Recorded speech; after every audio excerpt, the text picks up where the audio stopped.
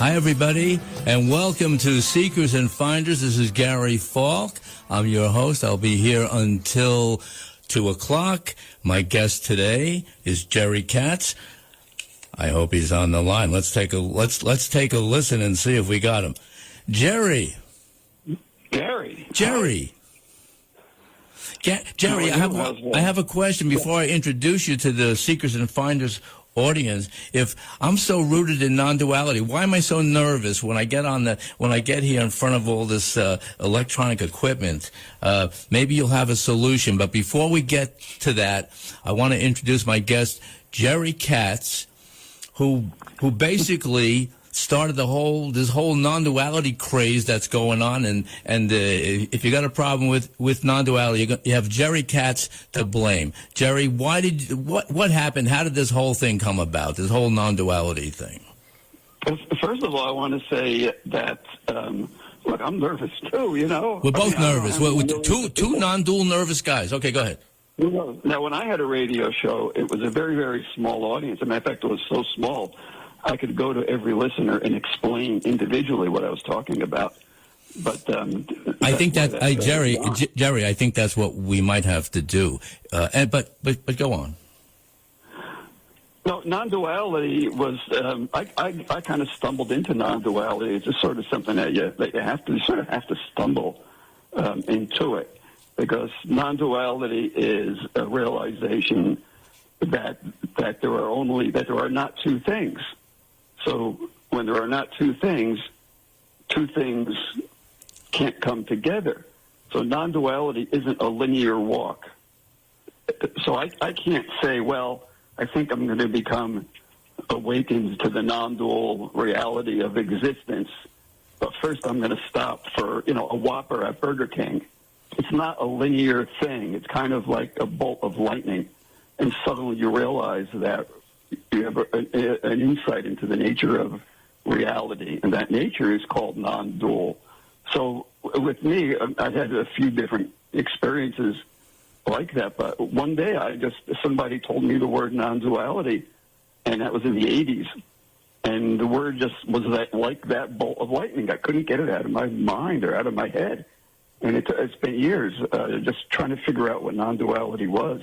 Took me a long time because I didn't understand a lot of the stuff I was reading from Ramana Maharshi and Nisargadatta Maharaj and from the Vedas and the Upanishads. I just couldn't really understand it.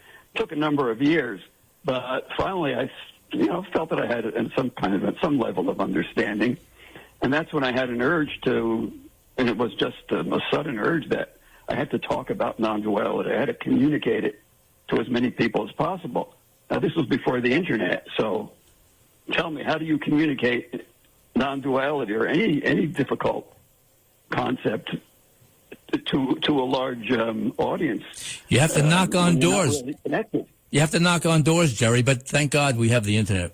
We have the Internet, so I went on the Internet, and I started to meet people, and I started to talk about non-duality, and then we started a group, and we had maybe 12 people on it, and then that grew and grew to thousands, and then hundreds of groups, were an offshoot of that. And so that initial group really introduced the word non-duality to the mainstream, probably the spirituality mainstream. And that brings up really something we can talk about, is because a lot of people don't know about non-duality. They don't know the word. They kind of, what are you talking about? But a lot of people do know about spirituality.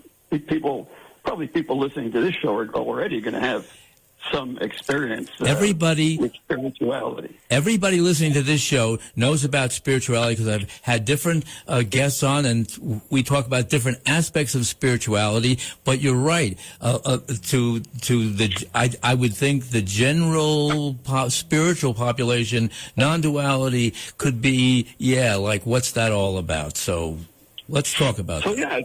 So there really is I guess you could say there's a difference. There really is a difference, actually, a big difference between spirituality in its broadest sense and non-duality in its very, very focused and hardest, most radical sense. There's a big difference, but there's similarities, and we can talk about that. I mean, spirituality, if we want to define it or say what it is, really, I think we can agree that it's some kind of a connection with something bigger than yourself, whatever you call that. It's whatever that bigger thing is, whether it's the universe or existence or nature or truth or whatever, or God, whatever we want to call it. There's some kind of connection with that. Jerry, I like Brahman. Is that okay? Can I use Brahman?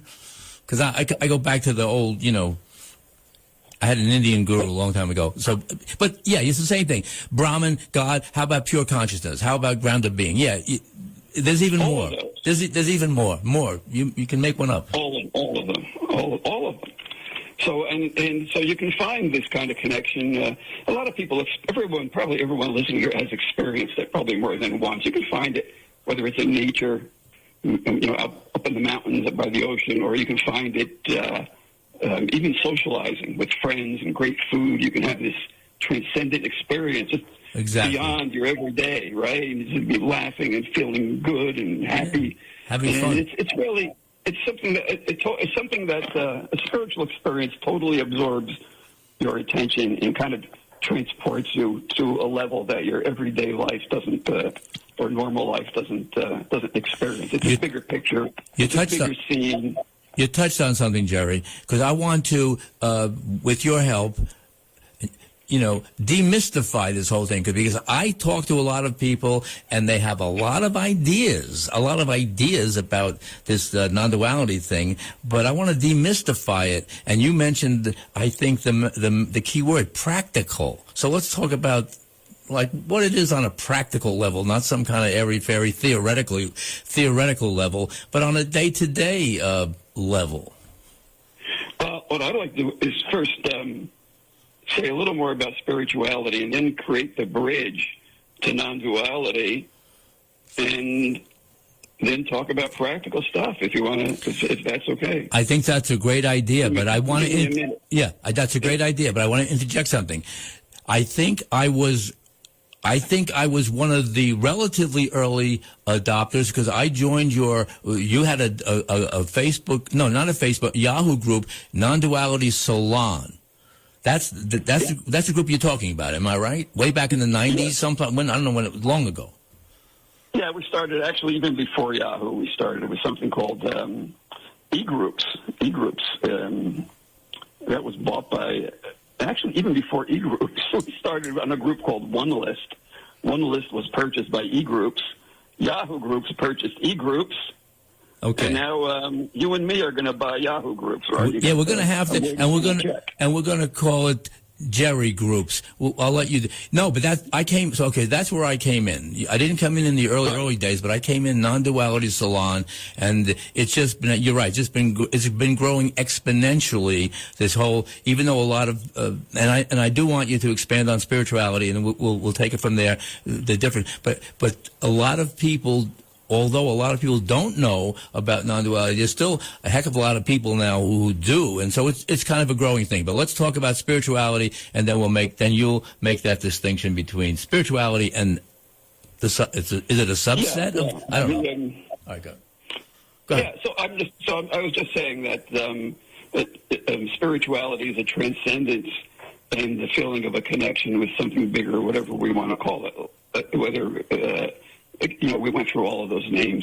Right. And so it also can be experienced through meditation or prayer or yoga. These are all can bring about spiritual experiences.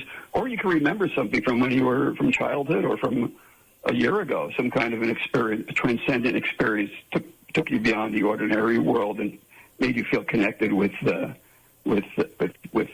universe in some way. So that's the nature really of spirituality. And one of the things people will tend to ask at some point is like, what is all this? What's going on here? Like, who's doing this? What is this? And then if you follow that question far enough, there's really no answer there, but you kind of realize that the whole chase, the whole seeking was kind of unnecessary, because you kind of find a certain ground. And when you find that ground, this is where spirituality now shifts and kind of flips and becomes non-duality. So what happens from spirituality, where spirituality is about connecting to something bigger, non-duality is about realizing there was never anything to connect with in the first place. There was never any separation. So where spirituality might lead you to feel connected to the whole, non-duality reveals you are the whole. That's the shift, and that's the difference. And that's a great way of putting it, because I think that is probably the most succinct way to capture it. In other words, spirituality, and maybe I'm overgeneralizing, spirituality is mostly about, seeking and looking for the piece that's missing. I'm on the path. I'm going here. I'm going there. I'm learning all these practices, blah, blah, blah, blah. And then when the shift takes place, and you, I like the way you point out, it could take place under any circumstance or condition. You could be in deep prayer, deep meditation. You could be walking in the woods. You could be sitting home. You could be washing the dishes. We don't know. But, there's no one thing to cause or be the occasion, rather, for that shift. But then once that shift takes place, you say, wait, what I'm looking for is who I am. So I like the way you put it. Yeah, so spirituality morphs into non-duality once you realize that the thing you become one with is actually what you are. You are existence. You are all of these terms, truth. You are reality. You are. In other words, reality or whatever it is you have in mind as a goal is not something other than you. In other words, it's not like you have to go find something that you don't already have. You just have to discover that, oh yes, it's already here and has always been. Yeah, it's the recognition of your true nature. And that's why the word non-duality, what does it mean? It means not two. It means there are not two things. It doesn't necessarily mean there's one thing. It means there are not two things. It means there are not two things that can come together to become one. So again, now spirituality kind of implies that there are two things. Yes, that's right. The seeker and there's what you're seeking. There's two things. The connection you're seeking. And the spiritual experience is fine. It's a great thing. There's nothing wrong with the spiritual experience. Nothing at all. But we can always go deeper and deeper and down the rabbit hole, because in the sense that, that's not the spirituality is not the ground floor of the rabbit hole. No. Once you probe spirituality and realize there is no separation, then the ground you're standing on in that rabbit hole, it just gives way. You just keep falling. And at that point, it's almost like, you are falling, but, it's almost like you're not falling. You're just there. Right, because you're always in free fall. So there's a kind of stableness in that, ironically enough. That's why in the non-dual teachings or the spiritual teachings, you don't want to feel that you've discovered something. You don't want to feel you have the final answer. You don't want to feel that something has concluded. You don't want to feel that you landed somewhere. No. Because there is no landing on the down this rabbit hole. You can talk about things like we're talking. In a sense, we've landed on spirituality. We've landed on non-duality, but that's what's going to happen in the communication of this. You're almost going to have to find a place to land temporarily, but it's also very clear that the landing place is not real. It's just used to point to the nature of the unknowable, incommunicable nature of reality. That's all that we can do. I'm glad you're bringing this up, because one pushback I always get when I'm talking to certain people about non-duality is that, non-duality, you think you have the answer and you have found it, and that's the, blah, blah. But you're saying, like, no, there's no, in a way there's a finding it, but the it doesn't have a finality to it, because we're always open to there's no ground there. The discovery keeps going on and on and on. No, we build these grounds. They're temporary grounds. We build them. We land on them. We hang around them. We put down a chair. Or, you have a beer. You smoke a cigar. But we know that's not the final, ultimate landing place. So. And in non-duality. Yeah, and let's be clear to those who say, "Oh, yeah, you think you meaning like the non-dual people. Oh, you think you have the final answer?" No, let's be clear here. There's no final answer because there's no finality. It's ever ongoing, ever unfolding. But the point I think that you made and then that many non-dual teachers make is that it's not something other than you. It's you. But so it's not like I'm looking for my real self. Well, no, you already are that. But the experience of that, the realization of that, the unfolding of that keeps going on and on and on and on, and there's no bottom or end or ground to that. Right, and we're still human. It's like I've done a radio show like you. I know. When I did the radio show, I was nervous all the time because of all the technology. I know, that's what's going on here. That can go wrong. And I'm nervous. It's just, I'm not a big fan of being interviewed. I enjoy doing it, but it's, you're nervous and you got to prepare a little and have some sense of what you're going to talk about. You got to find these landing places. Exactly. Which, are not real, but you got to communicate, right? There's an audience out there. And so, there's the human side of it too. And it's, and we just, we deal with it or put up with it or enjoy it or experience it, and that's that. We're not, and we're going to be imperfect, and that's another. What can you say? And that's another knock on non-duality, because I've heard this before. Oh, well, non-duality. Oh, everything now, is all peace, light, and bliss. Bliss bunny stuff like that. It's anything but. As you're pointing out, I'm nervous. You're nervous. I don't know what. I'm afraid to touch anything on the console here because I knocked the show off. So, but that doesn't mean that the non-dual awareness or presence or realization or whatever is still not present. I can be nervous within that. Anything can happen within that. Yeah, and you need to be. You can call it nervousness. It's just being. Aware, really, of your surroundings. That's all. Which you have to be. We're biological entities. We have to always be checking and being aware all the time. And that's another thing. Yeah, that's another thing. So we're calling it, I'm nervous or I'm tired or I'm this or I'm that. That's a label. What it is it's a certain energy. So anxiety, well, it's just an energy. You don't have to label it and make it anything. So it's an energetic experience. That's what it is. We don't have to make up a story about it. So I think that's a good point, Jerry. That's right. That's all it is. It's just the experience of life, and there's different metaphors that we can use. We use the kind of the rabbit going down the rabbit hole one, and of course the ocean and the waves is one. It's like I love the ocean and the waves. As we arise. Jerry, talk about the ocean and the waves. I love the ocean and waves. Talk about ocean and waves. I love that one. Yeah, no. Like a wave could arise that's known by anxiety and all these other labels we give to it, and it rises and then it falls. But what's the substance of that wave? It's water. The substance of the ocean. It's exactly the ocean. It's all water. There's no separation. It's all water. That's we're calling it a wave.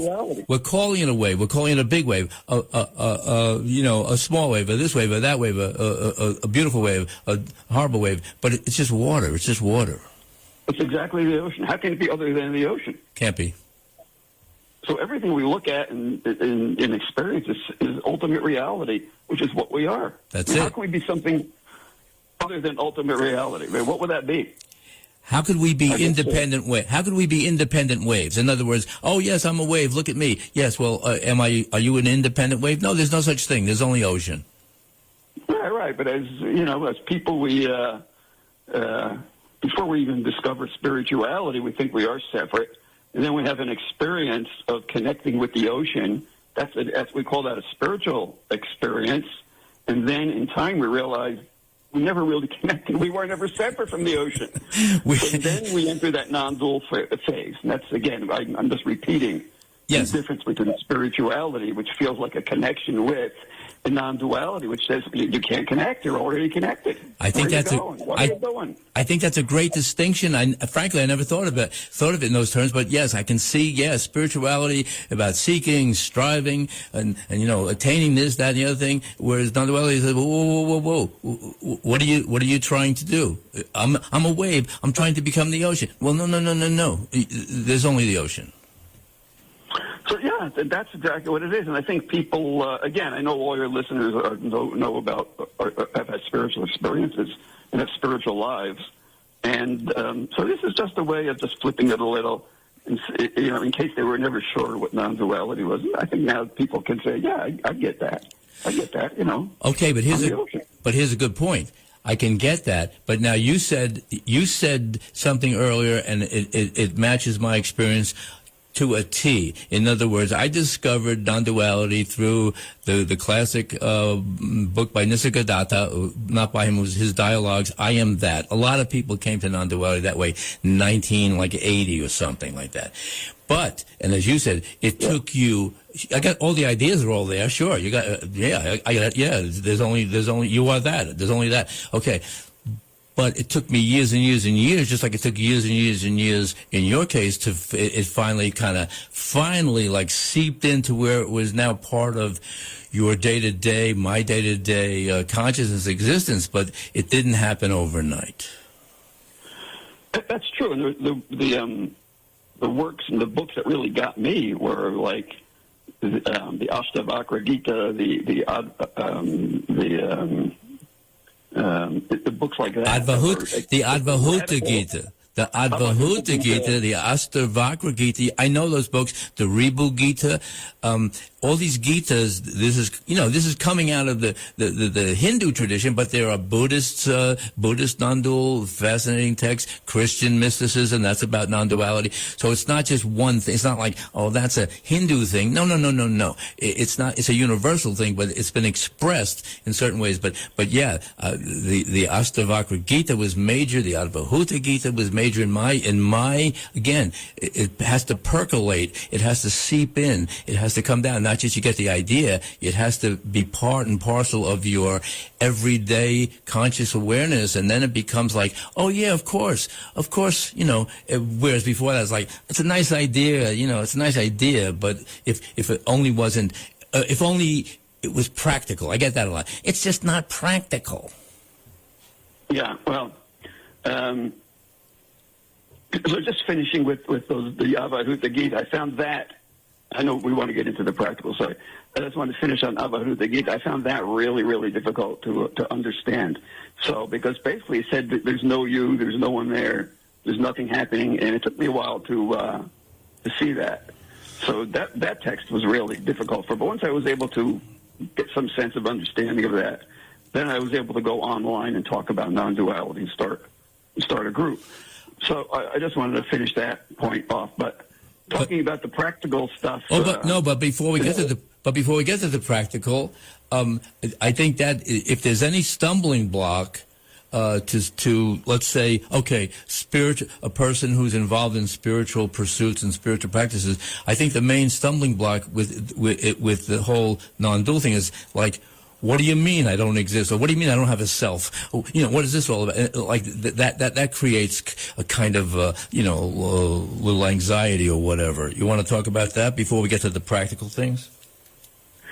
Well, this really bears on the entire culture of non-duality. I mean, there's a culture to it, right? Because it's a community. It's a community. So typically, what people do is they have most of that community is online. Some of it could be offline, like meetups and satsangs you go to with the teacher that you like. Right. In fact, I think for most people, it's a combination. This is true for spiritual lives and non-duality. Right. Where you just, your interactions are online and offline. And you follow a few groups online, maybe a couple offline.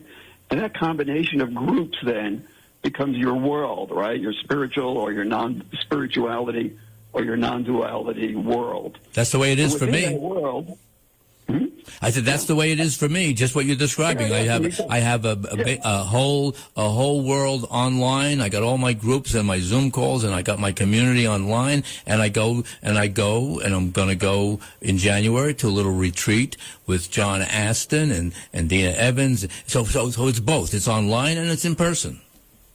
Yeah, I know John. He's a good guy, and he's a pretty good guy. Yeah, right. So that's what we. He's one of the best teachers. So he is, and Dina too, and Dina Evans too. Yeah, I haven't had a chance to listen to your interview with them yet. So so we have our community, and within that community, that's kind of our culture, and there's a lot of,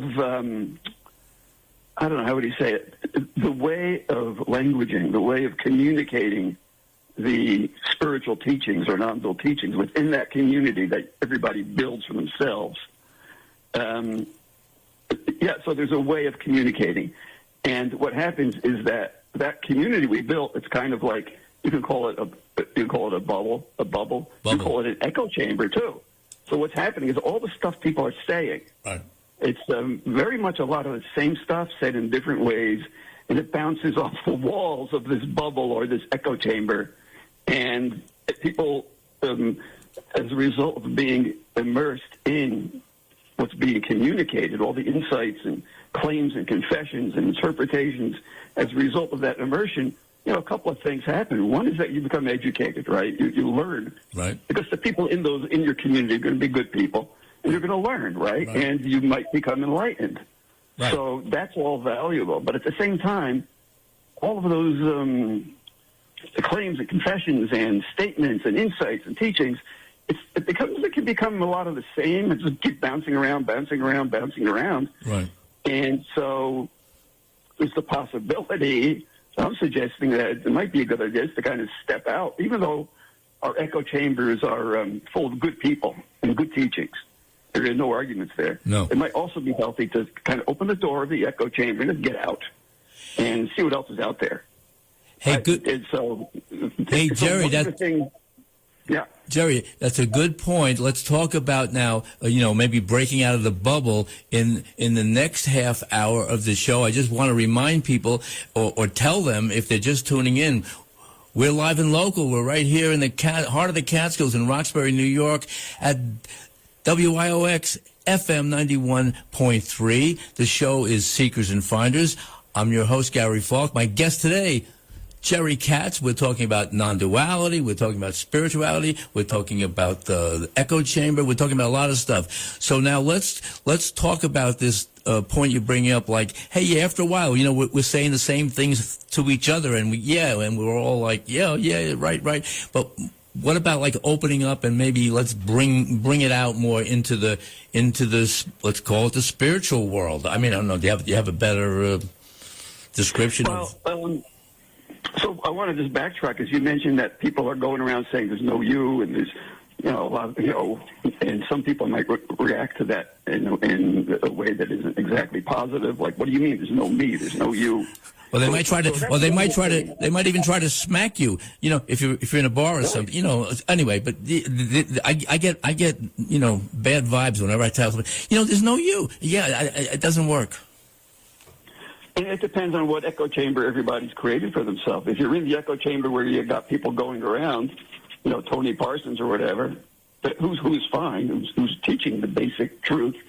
But if everybody's going around saying, there's no you can't talk about anything, you don't exist, nothing ever happened. If that's your echo chamber, that's fine, because there's truth to that. But if the echo chamber, if all the insights and expressions in that chamber, in that bubble, are the same, it can get a little stale, and at some point you may not know whether you really know what's being talked about, or whether you're just been kind of entranced or hypnotized into what's being talked about. How can you know? So this is why I say it might be good to first of all, see that you're in this bubble, and then to get the heck out of it. Just get out of it. Now, what does that mean? It's just finding other places, avoiding what you've been doing, and just do that for a while. I don't know, maybe do it for a week or whatever, and just find other places, go to random places, and see what you see. And that's really all that it is. Right, great. But ultimately, it's about looking within and being your own teacher, being your own. I don't want to say being your own echo chamber. That doesn't sound very good. No. But if you are your own echo chamber, then self-inquiry will see through that. The self-inquiry will take you out of any bubble, any echo chamber, And you can tell when something's a mere echo, and something that's coming, authentically from a place of real understanding, as opposed to just mouthing memes. I mean, we could get together in a room and we could do the whole non-dual meme thing. Yeah, like you say, nothing ever happened. There is no awareness. There is no experiences. There is no you. There is no. Yeah, but I have found that gets kind of tiresome, frankly, and I go to places where that kind of like that meme thing goes on, and I kind of get it in a way that people are trying to kind of work out their thing, and as you say, they may not be totally convinced. They're trying to convince themselves or something. But you're right. We have to kind of break out of the echo chamber, the meme oriented world, and kind of communicate in an authentic way. Yeah, and it's again we're talking non-duality, but if people kind of identify themselves more in the spirituality realm, it's the same thing. Right. Same thing. You hear the same. You have your community that you've defined and built. Same thing. So yeah, it's good to get out. Good to get out of it. And the best way is, you can pursue other groups and so on, but it's again like we said, it's always going within and doing your own. Finding out what it is you're doing. What am I doing here? What am I doing in this echo chamber? What am I doing in all these groups? So what's that all about? Who is doing it? What is it? What's going on? And direct these questions inward into yourself. Right, and I think you hit on a major point in the shift that we spoke about earlier. In other words, you go from being a disciple in the disciple mode, like, oh, what do I know? I have to have a guru or whatever, and you're in that mode. But when the shift takes place, you become your own guru. Now, that doesn't mean that everything you do and think is unerring. No, we have to learn through mistakes and all. But the shift for me has been one of like, okay, I'm not, even though I will go and listen to people, spiritual teachers, because you can learn, of course, we learn from everybody. But what I'm saying, I no longer have this idea that I'm going there to get something from this person that's not already present, but it may be highlighted a little bit or make a different angle on it. But it's not like I am looking for somebody to teach me anything. It's this whole idea of I want to go within myself and find whatever I'm looking for there, and as you say, be your own guru, because that's as long as you're running around chasing after the next the next enlightenment weekend or the next 15-day enlightenment retreat or whatever, you haven't made that shift, at least not from my point of view. And no, you're right. Teachers are absolutely necessary. I'm always looking at the videos, and I have friends who are teachers. You're a teacher. We're online. We're always engaging with people who are teachers. Exactly. And so teachers are important. The real guru is you. I mean, that's it. Your own understanding is the guru. Everything can teach you. I'm sitting here in my house. I'm in the city. I have a temporary curtain on the wall, on the window, and it's a paper curtain. You buy these paper curtains at Walmart. So and you're living in Halifax. You're living in Halifax. I didn't say that in the beginning. You're living in Halifax.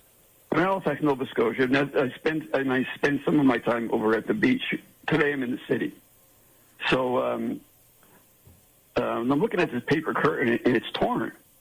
It's a black paper curtain, like a blackout paper curtain, and it's torn. And in that tear, I can see the light outside. And that's a teacher. That's a teacher. That's a teacher. That's a teacher. A tear in the dark, and suddenly you see the light. So this is something that people can experience if their life is miserable and it's hard, and something happens, and suddenly they see an opening, a possibility, and it could be some kind of a spiritual experience, experience of something beyond. They could be, looking for answers, like what's going on? How do I get out of this situation? And so they might discover that question, that the person that the source of that question is actually the tear in the curtain. That's your source. So that's tears in the curtain. A tear in a curtain could be a teacher revealing that there are tears currents all over, and it's possible to to stumble into them. So teachers are everywhere. I mean, almost wherever you look, you can see a teacher. Something pointing to the nature of reality itself, to the bigger picture, the bigger world. And this would be, again, more of a spiritual thing, because we're looking for connection, and that's important. That's a healthy thing. And again, I can just reinforce what we said a couple of times. Non-duality things, the pointing that there never was any separation, that there was never any two things to connect. Sometimes we're in a stage of life where the connection is good. We need that. That's very healthy. Exactly. Very healing. Very whole. Very, makes you very whole. So, I don't know if we're going to get into practical stuff, but that's part of the practicality, I think, of spirituality and non-duality, just the experience of wholeness. Wholeness is always healing. And what's more practical than that? Nothing's more practical, because that, as I say, that question has cropped up time and time again. Yeah, well, so what if we're all one? So what if the wave is, true? The wave's true nature is the ocean, or the wave and the ocean have the same true nature. How is that going to help me, like, with going home for Christmas and having to deal with my stepfather or something like that? In other words, that people always looking for, like, how can I use this? How can I use this? Yeah, well, that's how you use it. You use it by realizing that the situation that you're in is ultimate reality, even though it's difficult. Like, you're nervous at the studio. I'm a little nervous talking, but it hasn't stopped us. It hasn't stopped us from doing what we're doing, because the realization is that nervousness isn't what we are. That's not what we are. No. It's just a temporary experience, which we can laugh about and turn into humor, really. When the show is over, I'm going to say, why was I nervous? Everything was fine. So, yeah, it's just an energetic movement that. And here's another thing with the non-duality. It's an energetic movement that comes and goes just like anything else comes and goes. So we don't get stuck on, I'm tired, or whatever the problem might be arising. We know it's going to come and go. Yes, if you have a flat tire, you're going to fix it. You're not going to say, there's no tire and there's no one to fix it. This kind of a no, we're going to fix the tire. But we're going to say that flat tires come and go, nervousness comes and goes, this comes and goes. But what doesn't come and go? I'm gonna ask you that. What doesn't come and go?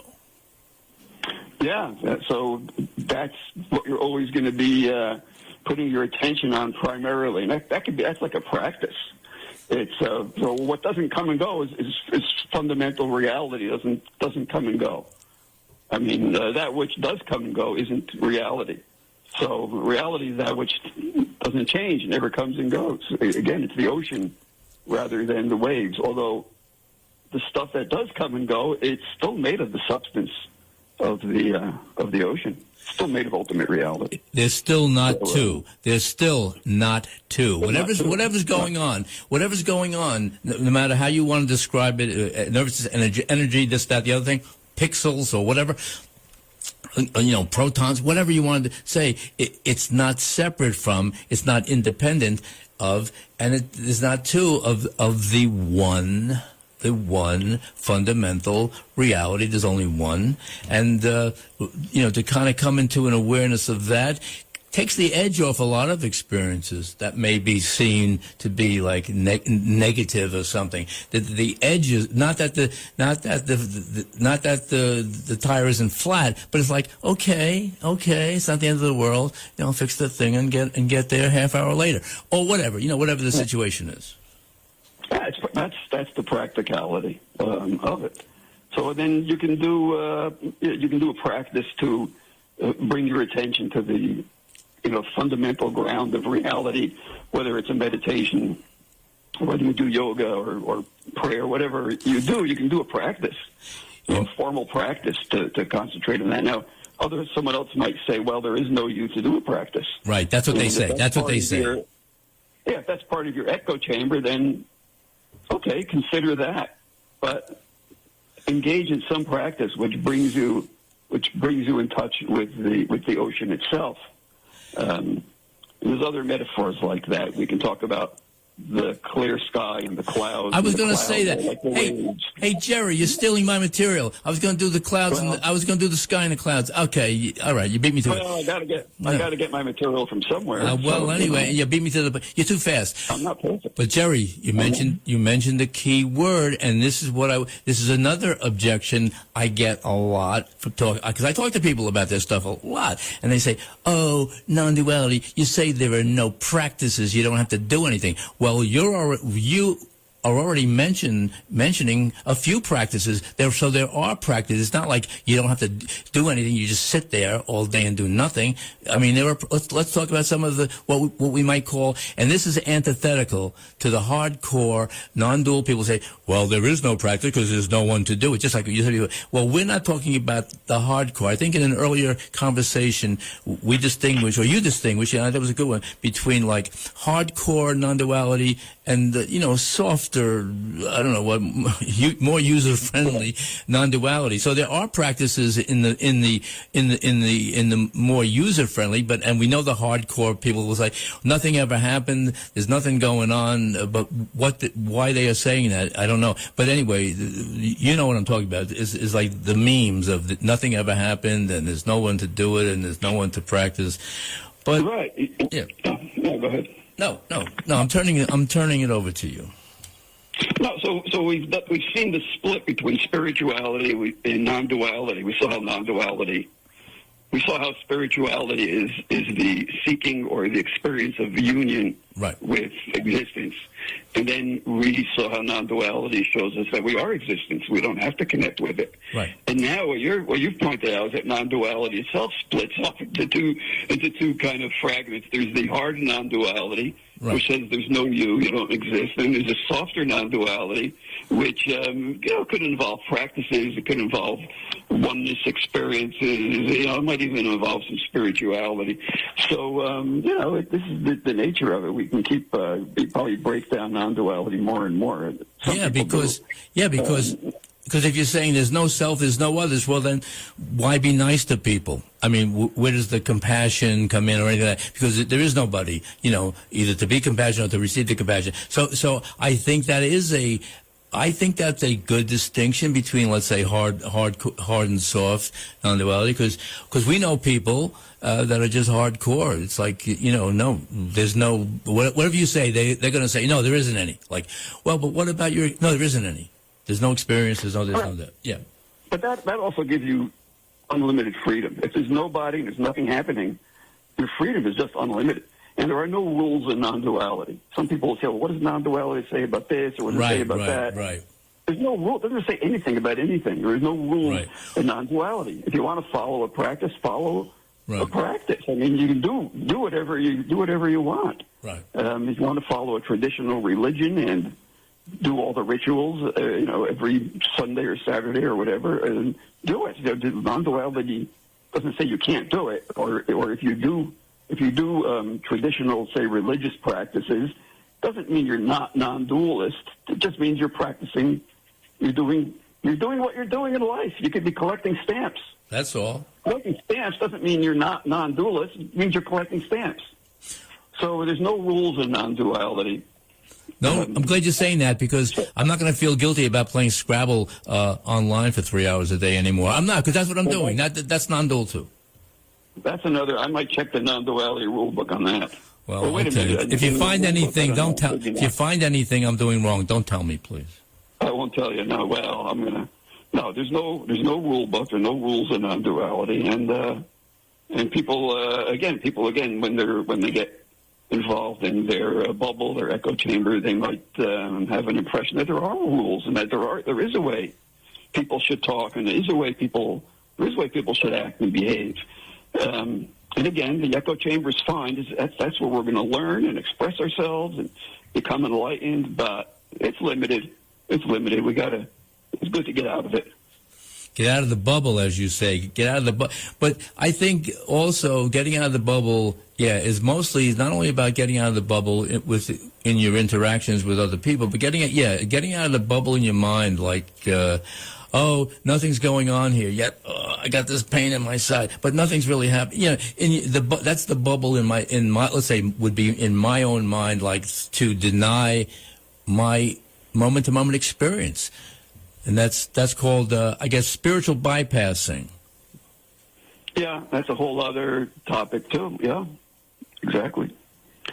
So yeah, so you've been through all this. We all got our bubbles, right? And some of our bubbles overlap. Like we share some groups, and you have that's other right stuff you do, and I got my own stuff. I'm in a few bubbles. That's how we all work. Yeah, I'm in a few bubbles, and I got my own bubble, and I'm in a few other bubbles, and but I like the idea of the bubbles overlapping, like the Venn diagram type of thing. Like there's some overlap, and there's some part that's that doesn't overlap, but it's all good. I mean, What? This show you're doing is a kind of a bubble, and so, but you bring in different people, so you get to hear different voices. I want to bring in different voices, and I'm going to even bring in some spiritual people. No, I do. No, I do. Yeah. I do. No, spiritual people are great. I love spiritual people. And as you say, there's no separation anyway. It's just the idea. Either are you looking for something? Well, it's like this whole thing with yoga, right? What does yoga mean? Union, right? Yoga, you're yoking. So what are you looking to yoke up with, right? So, I'm looking to yoke up with my higher self, with God, with reality, with whatever, blah, blah, blah.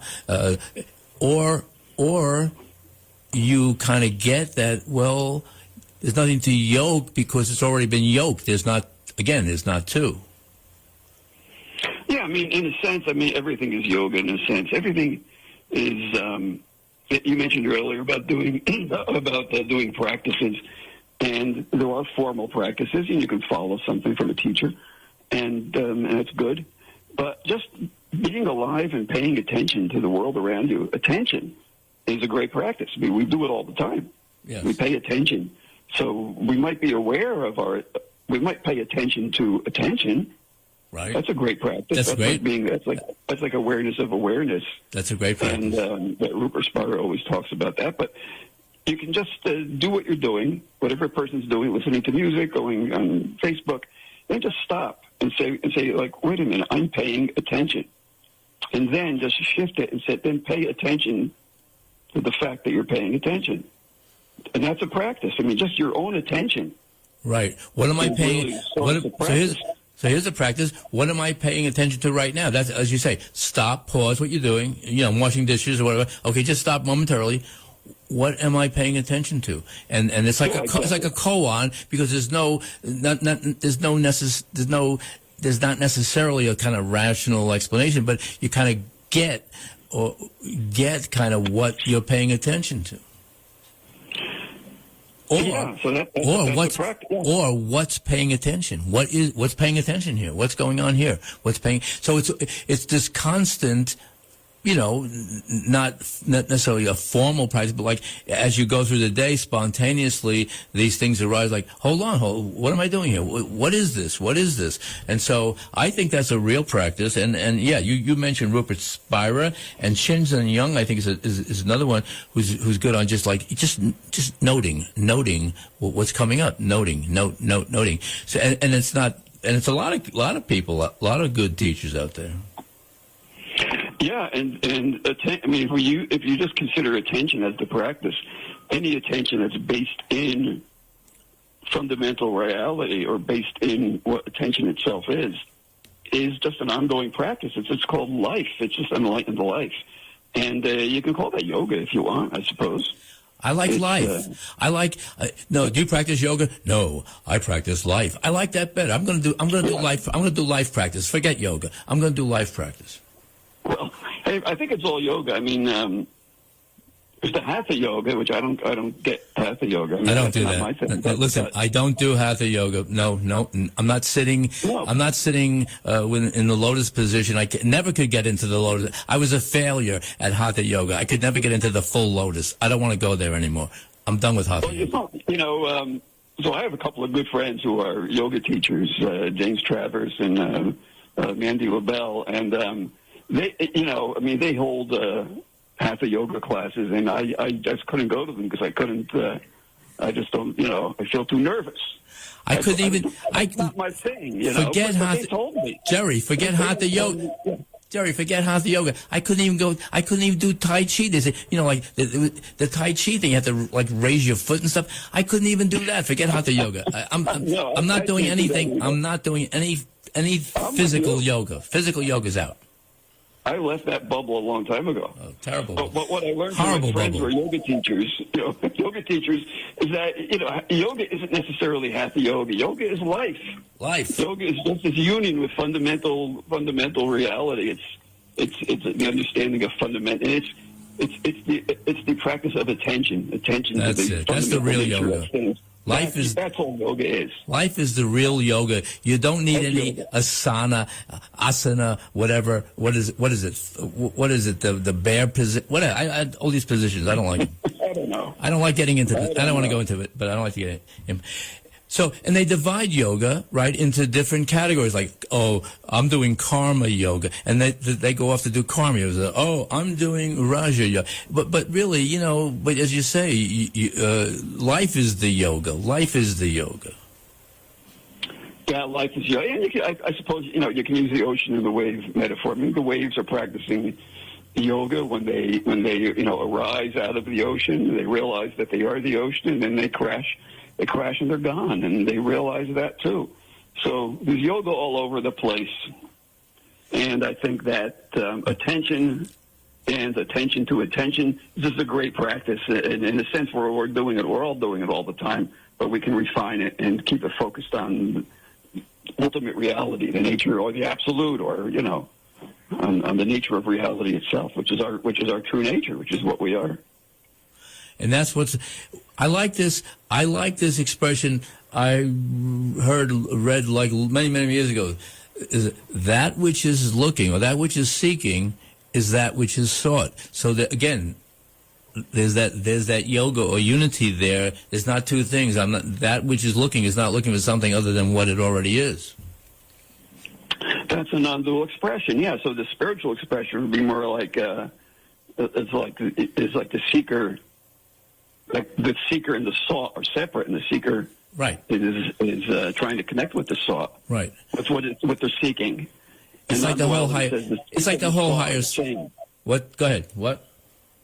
Yeah. No. So spirituality would see a separation between seeker and what's sought, and non-duality would say seeker and sought are the same. And I don't. And again, I mean, it sounds like we're looking at spirituality.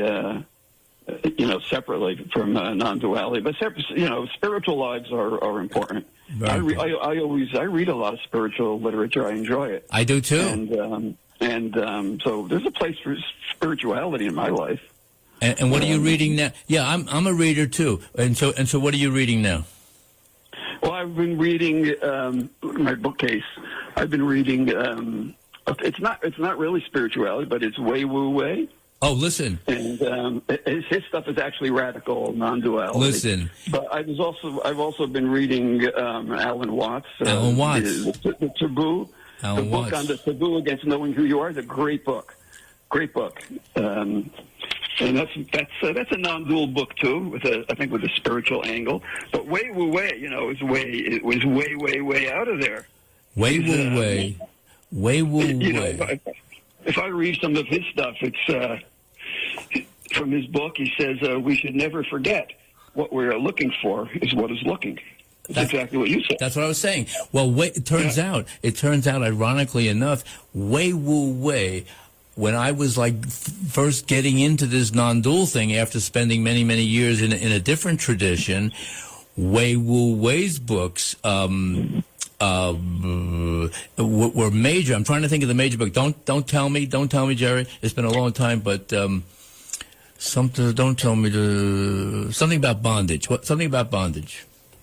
I don't know. I have all of the books. Some are in this house. Some are in my other. I had them all, but I moved and I got rid of most of my spiritual books. So I moved into a smaller place. So anyway, Wei Wu Wei, tremendous influence on me, and yeah, totally hardcore. Not gonna. Alan Watts is more soft, but Alan Watts is still very non-dual. The taboo against knowing who you are. There were many, the wisdom of insecurity. I like that one. Yeah. All his books are great, and they're easier to understand than Wei Wu Wei. Wei Wu Wei's books never became popular. But I'll tell you, on our group, Nonduality Salon, there's a gentleman who's in the group by the name of Galen Sharp. Galen Sharp was friends with Wei Wu Wei, and he was friends with Douglas Harding. Wow. And all those guys. Douglas Harding. He goes back to the 60s. He was doing non-duality in the 60s, baby. Yeah. Can you believe that? No, that's talk about an early adopter. Because, Douglas Harding, the Headless Way. I mean, that's another great entree into non-dual experience. It's all about experience and not about philosophy. And speaking of experience, I'm experiencing, we have like 2 minutes left before I have to play the closing thing. And I want to end it because the way they record at the studio is, they chop off the end of my things. Anyway, Jerry, closing bubble or anti-bubble remarks. Closing remarks from Jerry Katz, everybody. Well, no, look, I mean, everyone is their own guru and is their own teacher. And we use all the, the bubbles and the echo chambers to educate ourselves. It's important. We need contact with teachers. But the ultimate teacher is your own self. And I guess if there's a part of your own self that's the teacher, it's your attention. It's awareness itself.